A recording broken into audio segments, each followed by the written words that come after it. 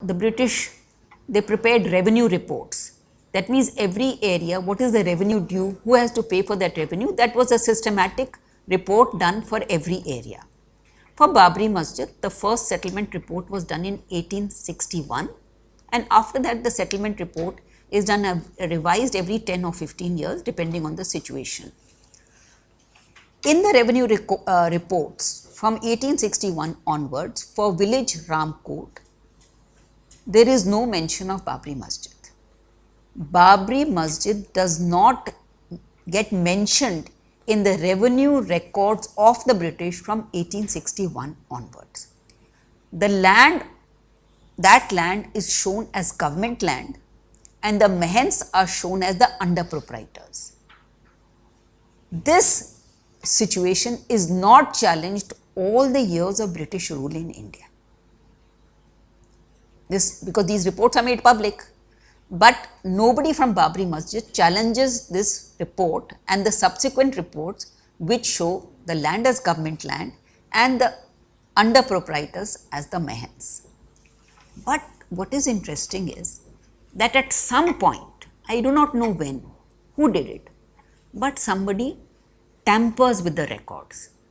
So wherever Janam Sthan is written, somebody has added and Babri Masjid.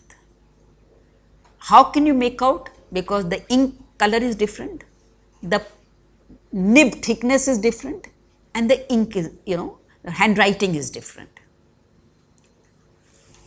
And it's not possible for anyone to go and make some additions in government records. They're not just lying on the table that you can walk in and make the dis. So somebody has calculatedly allowed this to happen. When and how, we don't know.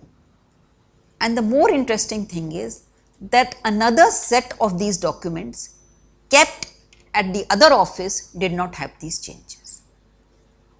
So this is a very clear case of attempting to manipulate the evidence.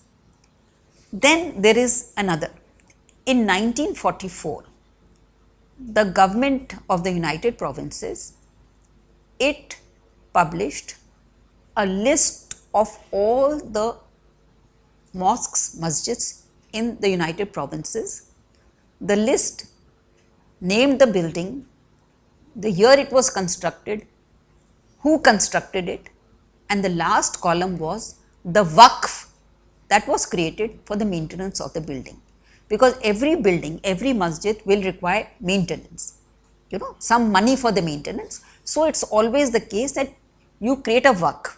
The income from that waqf will be used to maintain the building.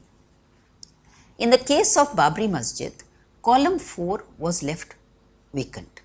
The name of the ruler is given Babur, the year is given 1528, but where is the waqf? That is not given. So the Allahabad High Court asked the pro-Babri parties that how do you explain that there is this column is blank, and the pro-Babri parties could not give any explanation of why this column was left blank. So the Allahabad High Court said that's a major weakness in your argument where you cannot show a waqf that has been created for this building.